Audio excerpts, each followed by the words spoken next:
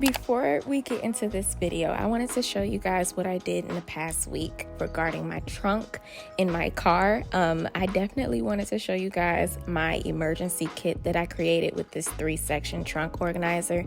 The organizer will be linked in the description box below, but I just feel like everybody and their mama needs to be prepared because you can just never be too prepared.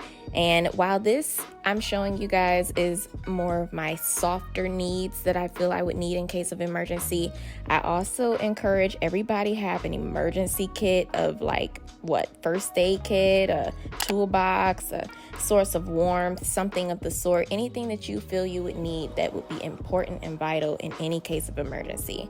I also have this outfit that will also be linked down in the description box. It's just a nice comfy t-shirt, and I love that the jogging pants has pockets.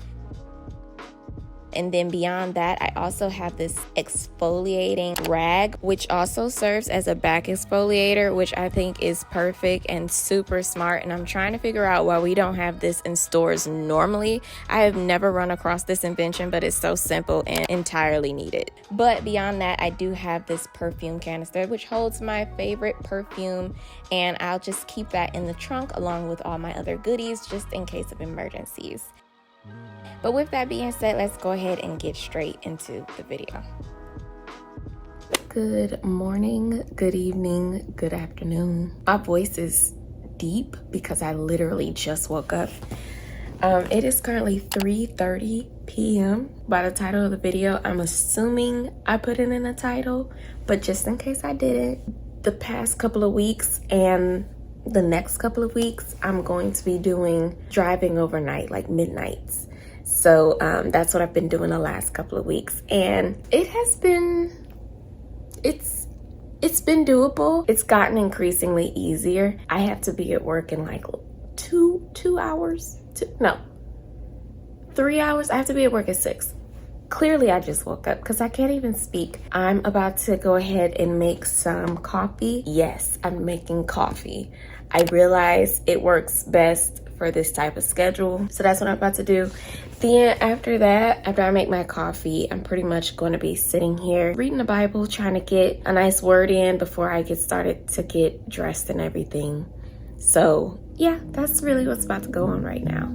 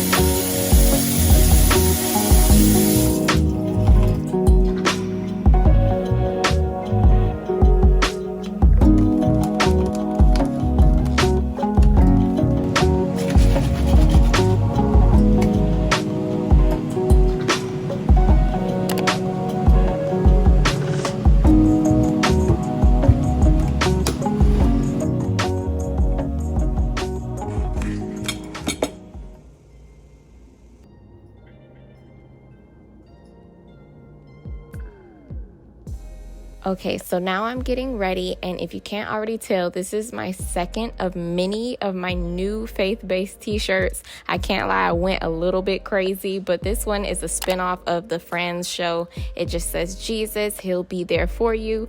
I can't lie, I really do like that. But I have to say thank you to TEMU for partnering with me on this video. I got a lot of new items from them, and they have some of everything. They have car accessories, they have pet supplies, they have kitchen supplies, clothing and shoes and all types of things. And they were so lovely to offer a 30% off discount with the code FAST307. So if you guys were interested, definitely check them out. They also have a lot of small accessories like that claw clip and this perfume bottle, this mini travel perfume bottle thingy. You guys know I have an extensive perfume collection at this point, so I'm having a ball with these. But the links will be in the description box. And once again, thank you to TEMU for partnering with me in today's video.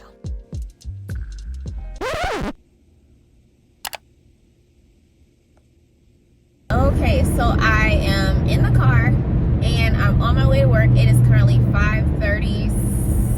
No, I'm sorry. It's 5:17. I'm gonna get to my job by 5:37. So I typically get to my job a little bit earlier because I like to get there before it gets too dark so that I can inspect everything. I actually didn't explain to you guys what I'm doing. So I'm driving midnights, right? What I'm doing is I'm going to the terminal, picking up an empty trailer, picking up my tractor, and then I'm hooking to an empty trailer. Then I'm heading straight to Indianapolis. It takes about 5 hours to get there. I get loaded and then I come all the way back. Then I drop off the trailer at the Consignee, and then I bobtail back to the terminal, fuel, and then I come back home. So that's what's been going on the past couple of weeks. It's about a 10-hour drive when you consider going there and back. The beauty about driving at night is that the traffic is not nearly as difficult as it is during the day. So I'm barely having any issues. The downside to driving midnights is that when it is colder outside and the sun is down, that means that there's a higher chance for there to be ice on the ground. So you have to be careful.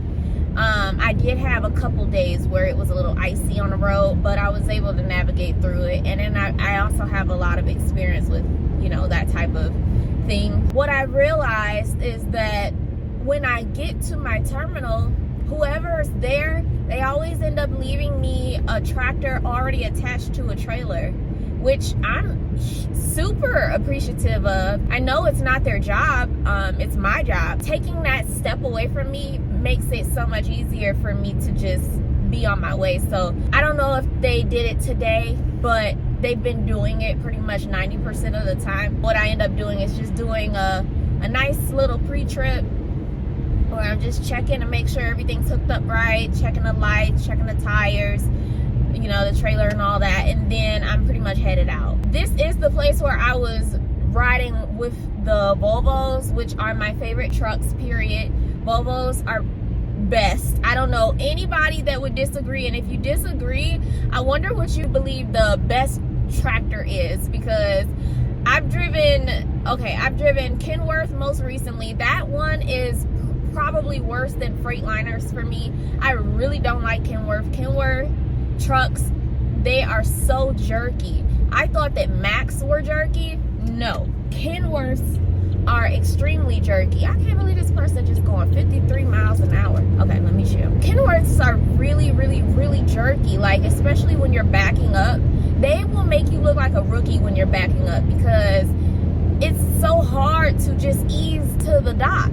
You're literally having to slowly put your foot on the gas to back up, but then it'll jerk back and then you'll hit the dock all hard. And if you don't do that, then you just end up stalling or pulling back forward, because the truck don't go slow, really. The truck either goes fast or not at all. And so it's like really irritating, and I can see why some people in that case will prefer manual trucks, because Kenworths suck when it comes to automatics. Like, sucks. I've never had a truck that jerky before, where you can't just go, you can't really drive first gear in it. It just is terrible. And beyond that, the Mack trucks, they're terrible with fifth wheel issues. I have the worst problems with Mack truck fifth wheels. And then what else? And then they're really wobbly trucks. They're not really sturdy when you're driving, and the turn radius could be better. Volvos, they drive so smooth. I know I've said this already, but it took for me to leave off a Volvo and go onto a Kenworth and then go back to a Volvo. Man, I tell you, I was cheesing so hard when I got back in the Volvo, because I'm like, dang, I thought I was, just being extra when I said Volvos feel like a car. No, they really do. I left a Volvo, went to a Kenworth, went back to a Volvo, and was like, I don't want to go back at all. I mean, Volvos will make you feel like a pro backing up because they ride so smooth in every gear. I'm referring to automatics, by the way. I know you know that, but just in case you don't. Volvos are easily the smoothest truck ever. I don't have any issues with Volvos, or at least the ones that I've been driving. And I've been driving different models, different years, you know. And so, like, I don't have any issues with Volvos. The turn radius is decent. Like, everything is decent. And so, yeah, I love Volvos. But anyway, so the pros off the rip with this company is that I get to drive a Volvo. They only have Volvos. I don't think they have any other truck but a Volvo. I don't have to go to any place outside of the terminal before pulling off and going straight to Indianapolis, which is so cool because you really just chilling the first 5-6 hours of your shift. You're just driving, you know. Then when I get there, I'm getting loaded. You know, I get to take a nap if I want to. I get to chill, eat my lunch if I want to, you know. Then, and that takes about 2-3 hours just because they have an appointment time and I always get there early because, you know, it's easy to get there early. And then after that, I go straight to the consignee. The con in that is the consignee happens to be really tight. And when I mean tight, I mean I'm not on a yard. I'm pulling into a building because I'm shipping mail, right? The consignee is a building. I have to pull into this building, and I'll show you guys once I start, you know, getting myself into the groove because I'm not there yet. But I have to pull into this building. It's really tight because their entrance door for trucks is broken for some reason. So we have to go through the exit. The exit is half the size width of the entrance door, which I don't know why they would do that, but okay. So we have to squeeze through this exit door. It's doable. I would compare it to when you are squeezing in between two trucks at a rest area. The way you have to sort of snake your way through the rest area parking spot. That's sort of what you got to do for this exit entrance door thing situation. But anyways, beyond that, then you have to make a sharp right, which is simple, but you go down there. Then the tightest part is pretty much when you're backing into the dock because there isn't much room between the dock and the wall in front of it, and it's pretty much the exact length of a full 53-foot trailer and tractor hookup. And if you got a sleeper, I don't know what you about to do. Like, don't get me wrong, it's possible. I've done it like 6 times already, and I haven't like been stressed out about it. I just make it happen. It's simple, you know, but I can understand why some people would be like really annoyed by it, or just, you know, like, to me it's not that bad. It's not like I'm having to do a blind backing. I might take 3-4 pull-ups here and there. One day I took only 1 pull-up. The other day I didn't take any pull-ups. Another day I took 8 pull-ups. Like, you just gotta be patient. But that's what I would consider the only real con. But when you consider it's right off the freeway and I'm pulling in and it's early enough that there's no real traffic, and then I get in there, I back up a few times, I unhook from the trailer, and then I can just bobtail back to my terminal. Like, it's still not that much hassle where I'm like, oh, I hate this part, you know, because I know I'm about to go home after it, so it's really not that hard. But, and then I think the last con about this route specifically is that it is at night, because I've had to switch my schedule sleeping wise. And I'll show you guys tomorrow what I did to make that process a lot easier for me. But yeah, that's enough talking. I just wanted to give you guys a brief before I get out there because it is getting dark. I'm probably not going to be able to get the best footage, but you know I'll be trying to get as much as I can. And yeah, this is different. I've never done this with you guys before, so.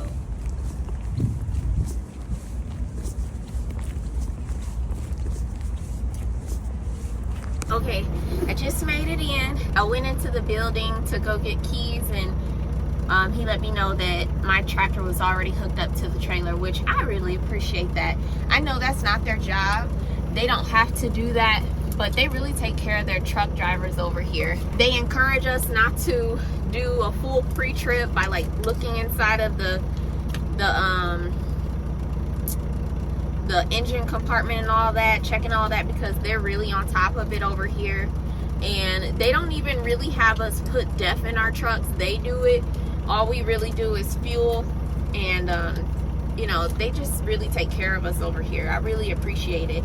I still do my pre-trips, but it's just the fact that I know that I'm not anticipating something to be terribly wrong, or for something to not have been managed or maintained while I was gone, because you know, each truck is not solely ours. You know, they fluctuate between people. So yeah, I really like this company for how well they treat us. And then when you consider also the quality of their trucks, I was actually talking to one person, and he was telling me like, oh, their trucks suck. And I'm like, what? You're talking about them? Really? You talking about the Volvos? What about these trucks suck? Mind you, we're both driving Kenworths at this point. And he was explaining that the reason why he didn't like these trucks is because they're old. Now, I understand what he may be talking about, but this truck that I'm in and the trucks I've been driving, the ones that they keep assigning me, they're not old. I'm getting trucks like right now, this one only has, okay, this one has 347,000 miles on it, but it's not old. It may be old mileage wise, but it's not an old truck. You know what I'm saying? Like I've driven an old truck before. This one doesn't drive old.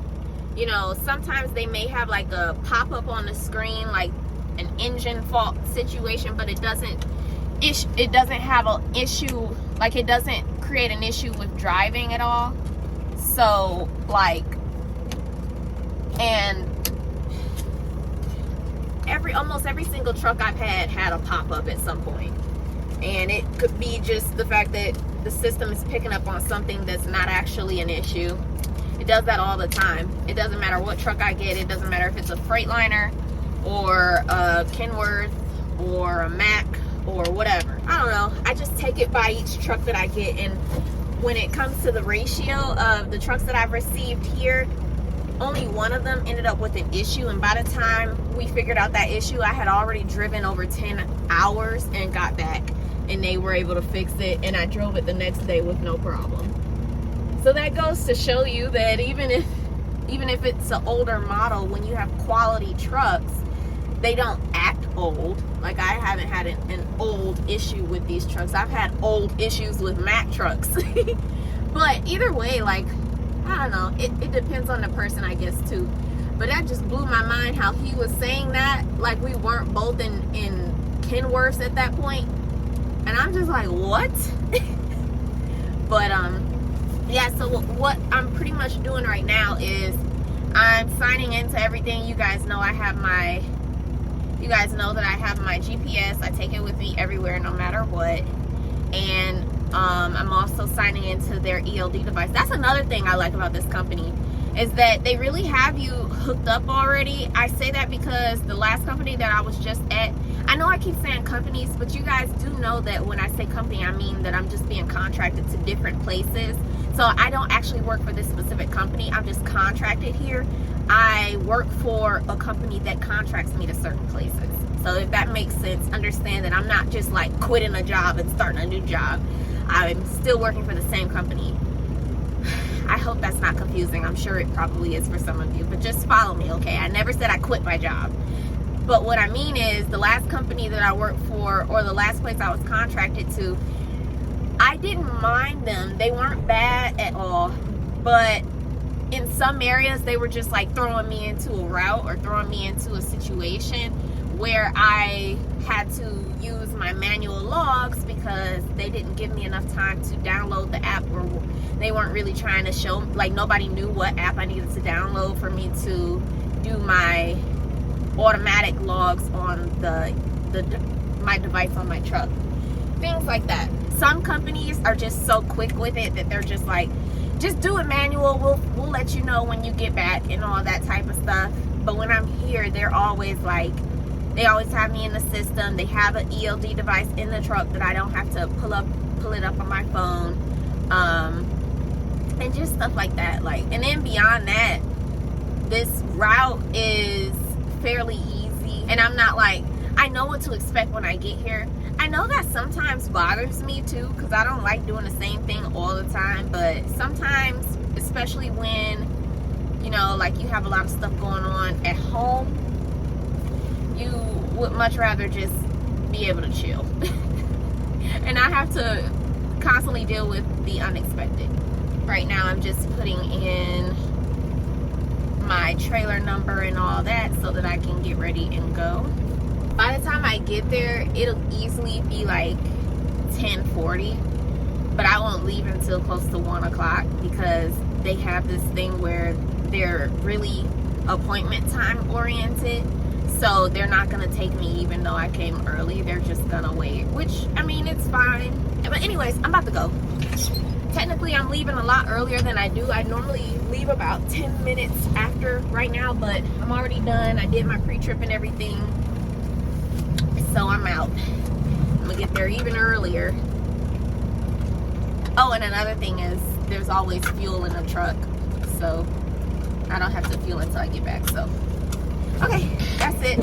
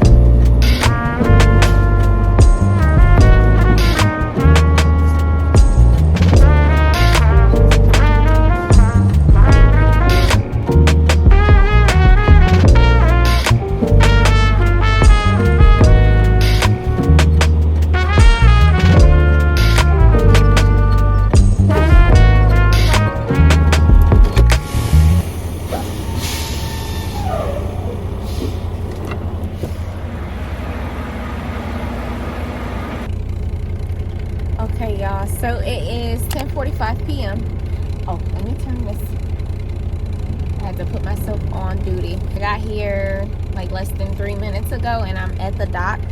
So with that, I'm about to go ahead and eat. Last night, I had to do a whole lot before today because I wasn't really prepared.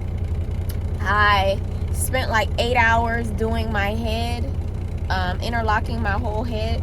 And then by the time I finished, it was 5 o'clock in the morning. And then I went and cooked a quick meal for me to be able to eat today. So I baked some potatoes. I sauteed some spinach with some onions, and I sauteed some shrimp. And so that's what I prepared for today. I'm going to eat that. I have like a protein yogurt and all of that. I'm also really sore because I've been working out, and I can't stand this part of working out where you're still at the beginning phase, so you get abnormally sore. But I can't lie and act like it doesn't feel good to know that you did a good workout. But I know at the same time that once I get into the habit of working out more consistently again, the soreness will subside, and then I'll just have to know that I'm doing an efficient workout by burnout, or not burnout, but by almost hitting failure when I'm working out. And so, like, this is a cute phase, but I'm ready to get past this. So with that, I'm about to go ahead and eat.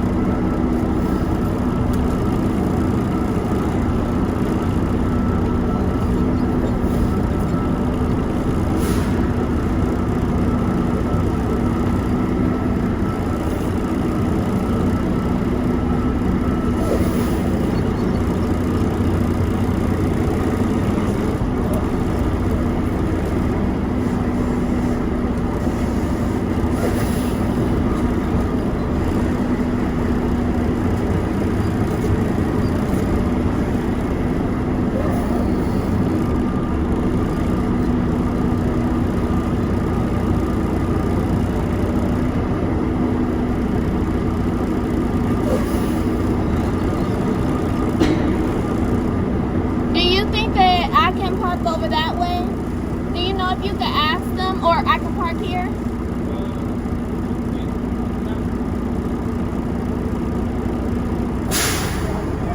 Okay.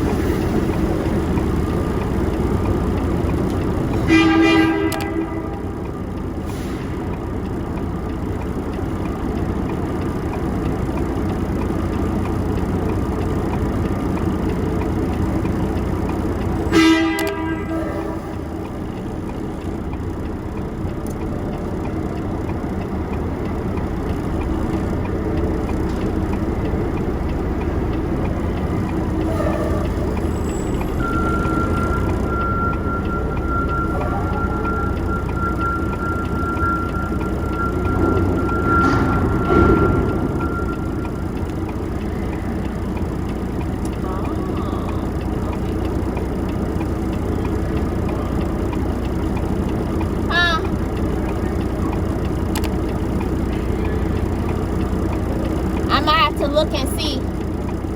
I'm sure I can. I just don't see it yet.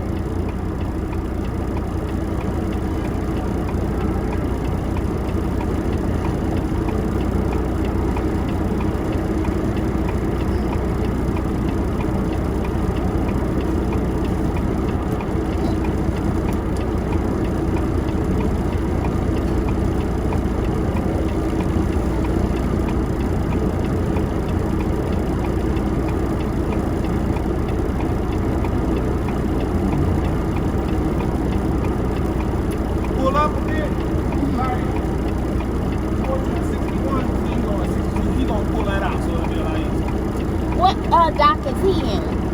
He is 62. Okay, so I'm going before him. Yeah. Okay, thank you. It's all right. A little tired. I'm ready to go home. Indianapolis again? Yeah. Yeah, but it's fine. I'm almost done now. What about you? I gotta go Miami back. Today? Did you just start? I started at 1 a.m. Oh, what time do you finish? Sometime 11 o'clock. Oh, okay.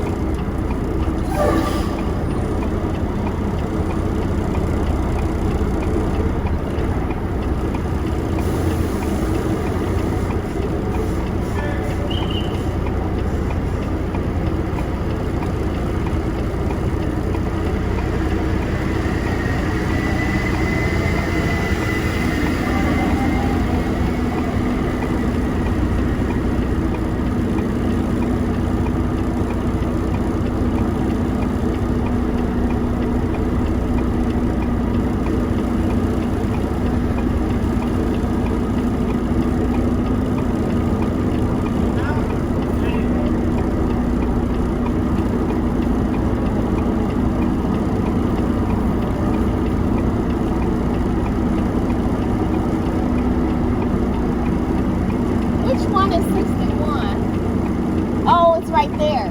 Okay. It's right after this pole right here, right? Okay.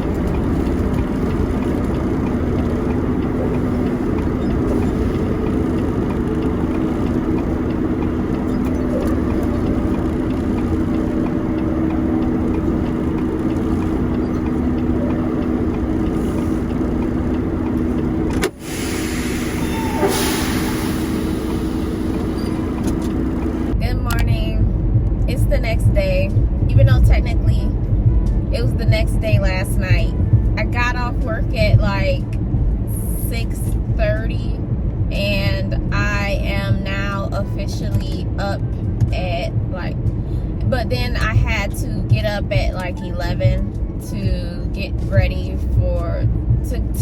oh, I can't talk. Oh my gosh. I had to get up at 11 because Pepper's grooming appointment was at 12. And I will get there in like 5 minutes. But that being said, I didn't get much sleep. This isn't normal. This isn't what normally happens. I can normally get a good like 8 hours of sleep in. But I happen to have set her appointment before I switched to night shift. So whereas 1 o'clock on a Saturday evening or 12 o'clock on a Saturday afternoon, oh my gosh, why am I just saying random stuff? 12 o'clock on a random afternoon on Saturday would have normally been perfect. Now it's just not working. Also, I have a nail appointment at 1 p.m. She only takes cash, so I have to go to the bank. There's nothing wrong with that, but when you consider that I'm sleeping, yeah. I also have to figure out a way to get an appointment with her set up where I don't have to be up before early, which is 1 o'clock. That don't make sense. I know I'm not making no sense right now. I made it back home. It is currently 4 o'clock. I'm about to take a nap. This is a very topsy-turvy day. Like I said, it's not normally like this. Normally, I would be waking up around this time, closer to like 3, but I had some things I had to do, and so I'm gonna show you Pepper real fast before I fall asleep, and also my nails. So I got the inspiration from Pinterest. And while we're at it, before I show you Pepper, I might as well show you guys what I've been using to fix my sleeping schedule for midnight shift. So first things first, I bought this daylight lamp. It's pretty bright. Like, hold on. Oops.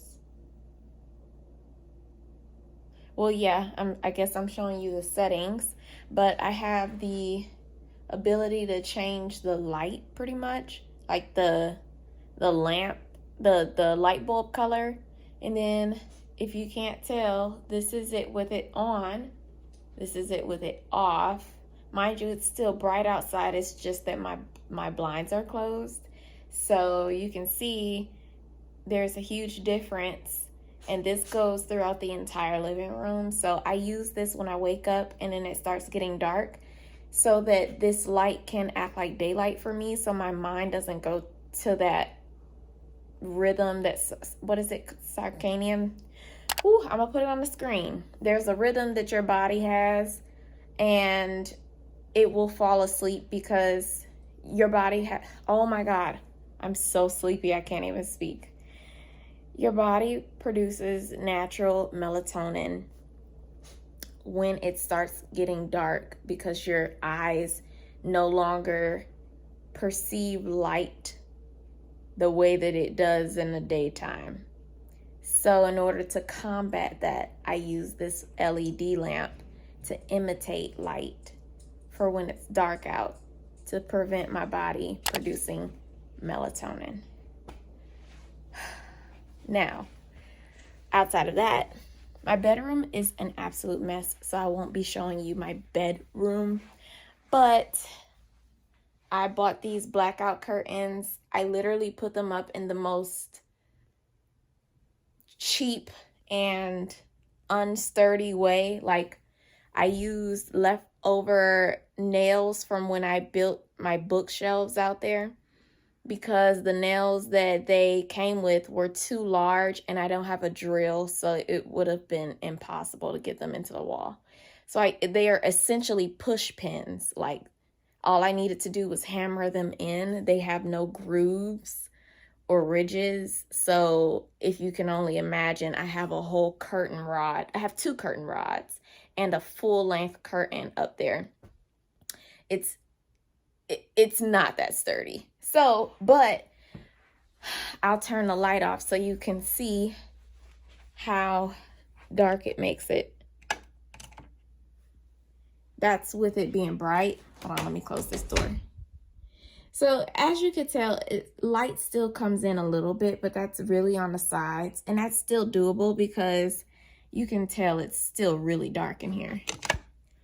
So yeah, that's what keeps me from falling or from waking up when it is daylight out, because your body naturally wants to wake up when it's sunny out.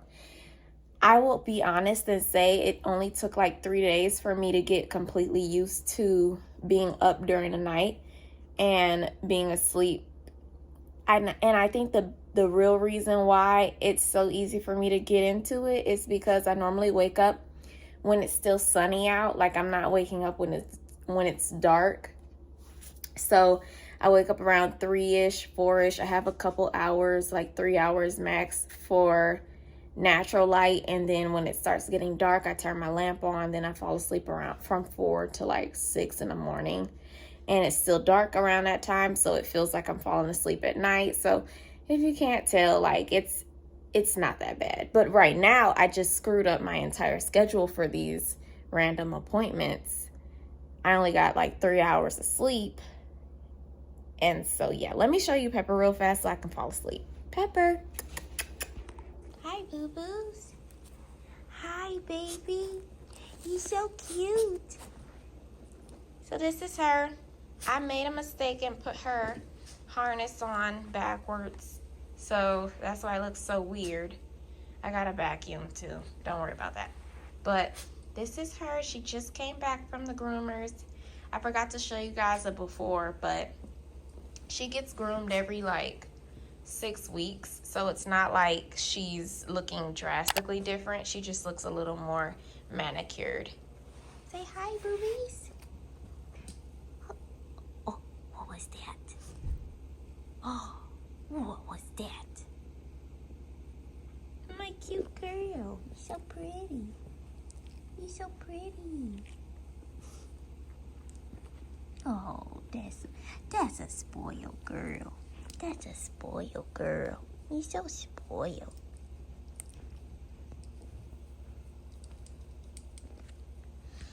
Let me turn this lamp off. I'm going to take a nap. I will see you guys when I wake up. Oh, I forgot. I guess I can turn the dimness down too because I'm holding the button. I'm going to bed. Good night. Okay, so it's been a couple of days since the last time I recorded. I believe the last time I picked up the camera, I was pretty much telling you guys that I was about to take a nap. That was a couple days ago. Time moved very quickly after that. I ended up going to work and all of these things. But before I end this vlog off, I did want to give you guys a little bit from what I was studying last when I was in the book of Ruth. I feel like it's very fitting considering Valentine's Day. Actually, today is Valentine's Day at the time of my recording, but I know by the time you guys see this video, it'll be after Valentine's Day. And so since it's the season of love, I wanted to give you guys a little bit from what I took from Ruth. Okay, so I just wanted to go ahead and show you guys officially, because I do recall posting a picture in the community section of YouTube a while back, and a few of you guys had a couple questions from what I can remember, so I figured it was also fitting to just give you guys a quick in-depth view of what I had been studying. So first question that I received was, where did I get this Bible from? I will link it in a description box below. I got it from Amazon, and actually this page I glued in. It was a tip-in. So I know a lot of you guys questioned that in regards to this page because it's like pretty. I actually made it. It didn't come with the Bible. Hold on one second. I had the cinematic edit on my phone, so now you should be able to see a lot clearer. But I did glue this page in. It is a tip in. It did not come with the Bible. So that's first thing. I know you guys had a lot of questions regarding that. I wrote this myself. Also, a tip for you guys, if any of you, because I'm terrible at handwriting, this is my handwriting here. This is not my handwriting, except it sort of is, but I'll just give you guys the tip of what I use to do this. So while I'm not the best handwriter, what I do is I will go to www.defont.com, and on there I'll choose the font, and then I'll write out as a review or as a preview the saying that I want to write out. And then I will look at that preview and try to imitate it the best I can with pencil on the page. And then I'll write over that with, I have these metallic Sharpie markers. And so that's what you can see right here is that I wrote over. Actually, I wrote over pen, but now I use pencil because you can see a little bit through the Sharpie marker, the pen that I used. But so that's how I write these sayings with this specific font. One thing I noticed about reading Ruth for me is that in the past, whenever I would read Ruth, I often knew what to expect because, you know, it's the story of Naomi and Boaz and Ruth and Orpah and the sons that died and the father and all these things. I know what to expect ultimately, and I know that the all-encompassing story is a love story between Ruth and Boaz, or at least that's the part that I look forward to, because if at any point I want to read a love story, this is what I'll come to because it's just a beautiful story. And so one thing I noticed though is that whenever I did read Ruth, I was sort of getting straight to the point. Where you see right here is where you get into the place where now you're understanding where Boaz is coming from and where Ruth is coming from and just all these things. And then you ultimately get to the place where he becomes her kinsman redeemer and all of these things. And it's just a beautiful story. But one day, I would say probably 2 weeks ago, I was praying before reading Ruth once more. And I started to feel sort of nudged to seek God in the text. And what I mean by that is, obviously I'm reading the Bible because I'm spending time with God. But when it comes to certain passages, I sort of am just looking to the people of the passage. So I'm looking at Ruth's story. I'm looking at Naomi's story. I'm looking at Boaz's story. But in that moment, it started to feel like I was being nudged to look for the Lord, look for God. And so that's what I did. In this very chapter here, I started off looking for where the Lord was. And I'll be honest, Ruth reminds me a little bit of Esther, because while Esther doesn't speak of God at all, Ruth speaks little about God. It does bring up the Lord in a few occasions, but not nearly as much as some other passages, although it is a little short, I will admit. But with that, I started to look for God in the passage, and something stood out to me that I just wanted to share. So all that to say, let me get to the point. Right here it says, so this is where the sons of Naomi and her husband had already died. And they migrated from Bethlehem in Judah to Moab. In Moab is where her two sons married Ruth and Orpah. But the problem was Naomi's sons and her husband died. So this portion is where you start off after all of them died. And Naomi is just left with her two daughters-in-law. And so it says, then she arose with her daughters-in-law to return from the country of Moab. For she had heard in the fields of Moab that the Lord had visited his people and given them food. So she set out from the place where she was with her two daughters-in-law, and they went on the way to return to the land of Judah. But Naomi said to her daughters-in-law, go, return each of you to her mother's house. May the Lord deal kindly with you, as you have dealt with the dead and with me. The Lord grant that you may find rest, each of you in the house of her husband. Then she kissed them, and they lifted up their voices and wept. Then I want to point to you this right here. Turn back, my daughters. Go your way, for I am too old to have a husband. If I should say I have hope, even if I should have a husband this night and should bear sons, would you therefore wait till they were grown? Would you therefore refrain from marrying? No, my daughters, for it is exceedingly bitter to me for your sake that the hand of the Lord has gone out against me. This passage right here, for the first time, blew my head open. Not to be crass, but this is what I mean. So what I had never noticed before was that it's very clear to me now that God provided in this moment by means of allowing Naomi to notice that the Lord had visited his people and given them food, so much so that she moved to return to the land of Judah based off what she heard that the Lord was doing. But she discounted that this was the Lord because she had later said, "The Lord has gone out against me." While I know what she means when she says this for the sake of her loss, her grievance of her husband and her 2 sons dying, she at some point ignored the fact that he's the sole purpose of her moving back to her land, to the land of Judah. So I find that very interesting. Another thing I find interesting is that in the midst of her going to the land of Judah because she sees that the Lord is providing for his people there, she all in the same breath says, "Look, you both you, Orpah and Ruth, return back to your mother's house in Moab. May the Lord deal kindly with you as you have dealt with the dead and with me." And she's pretty much telling her daughters-in-law, "Look, I'm going this way because I see that the Lord is moving here. You go that way, and hopefully the Lord will be with you in that." That is weird to me. That is weird because it's very clear that she's going to follow the Lord, whether or not she will admit it, but she's denying her daughters-in-law in her own ignorance, in her own bitterness, in her own grievance. But what I noticed is that despite all of this, Ruth clung to her. And that was another question that I had, was why was Ruth so eager to stay with Naomi? Because in the moment, even if you would say that the purpose of Ruth staying with Naomi was that she knew that Naomi's God was the one true God, and that Naomi was a wise counsel in her life, and she believed that Naomi was a woman of God, in this very moment, Naomi is denying that the Lord is with her.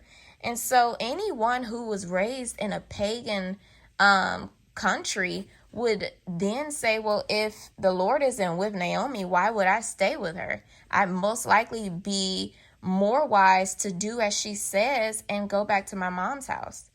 But from what I can tell, it looks to be that Ruth sees past even Naomi's own bitterness and ignorance and notices that the Lord is moving and that Naomi is moving towards God, and that the wise thing would be to stay with Naomi. And so I found that that was very beautiful, that what I already sort of felt, that, Ruth was staying committed to Naomi because she was devoted and loving and also wise. I also knew that she was proclaiming Naomi's God as her God, but I also can see that she was wise enough to recognize that even in Naomi's moment of weakness, God was still with her, and it would be better to go with her than to stay in Moab. But one thing about God that I noticed is that despite Naomi's bitterness, anger, God provided first. God was the one who notified Naomi that he was in this area, so much so that she moved. And in this area was where Boaz was, and ultimately redeemed not just Ruth, but this is actually a story of Naomi's redemption, because for her to have lost her husband and her 2 sons back in the day, that was so hard for a woman to endure, not just because it would be tough to live on her own, but that her legacy would be thwarted, that she wouldn't be able to have generations come after her. Through Ruth's faith and ultimate commitment to Naomi and the one true God, Ruth and Boaz together redeems Naomi, which is ultimately God's redeeming for Naomi, because Naomi couldn't see past her own bitterness. Ruth was committed to her despite not knowing fully what they would go into, but God knew, and God brought them to the land of Judah once more. And so I know that this story of Boaz being the kinsman redeemer and Ruth having a son despite losing her husband is beautiful, and that Boaz was a provider and a protector. And even here it says, I am Ruth, your servant. Spread your wings over your servant, for you are a redeemer. It's very evident that the Bible speaks to Boaz's noble character. But for the first time, I started to see that it was the Lord first, that he was the ultimate provider. And that when Ruth asked that Boaz be her redeemer, that he spread his wings over her, that ultimately God did that through Boaz, that it was someone to be able to claim Ruth before Boaz, but that person ultimately turned down Ruth, and he used Boaz to be the next one in line to ultimately be her husband and take over and redeem their family. So I just wanted to share that with you guys, that I know this is a love story between Ruth and Boaz, but if anybody in this moment is either single or feels alone or feels like they need redemption in any sort of way, or they feel even similar to Naomi in this moment, that the Lord has gone out from you, she didn't see because of her own emotion that the Lord was calling her even before she was redeemed. Prior to, in her bitterness and her grieving, he was there calling her back to his land. And so in the same way, God is the same. He has never changed. He is still calling us. He is still providing for us. He is still redeeming us. He is still spreading his wings over us because he loves us. And so we may be praying for Boaz in this moment. Or if you're a man, you're probably praying for Ruth. But God was the first, and he loves us. And it's so evident here if you just look for him. But that's all. I just wanted to share that with you guys, especially, like I said, considering it's Valentine's Day. I think the book of Ruth is so beautiful, and it's even more beautiful when you see how God moves within it. So, yeah. But other than that, let me know if you liked the Bible study. And also, once again, don't forget to check out TEMU. They definitely have a lot of spring items that's coming up as well, so check that out. I'm going to be checking it out too, because I'm definitely looking to see about getting like some pajamas or something, because I love getting really comfy in the house, as you can tell. But with that being said, guys, I love you all so much. I'm so grateful for you all, and I hope you all had a beautiful Valentine's Day, and I will see you in the next video.